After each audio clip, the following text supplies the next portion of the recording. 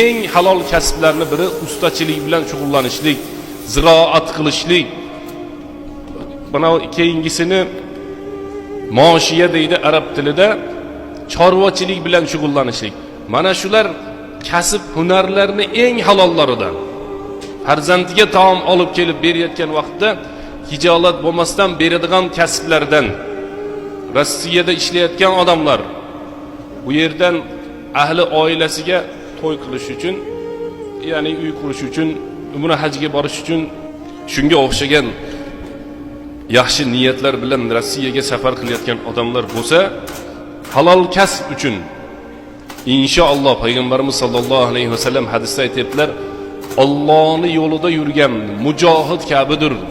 Farzandini, ahli oilasini, o'zini halol kasb bilan boqishlikka niyat qilgan inson Alloh subhanahu va taoloning yo'lida yurgan mujohid, fi sabilillahda yurgan mo'min musulmon bilan bir xildir degan payg'ambarimiz sollallohu alayhi vasallamning hadisi.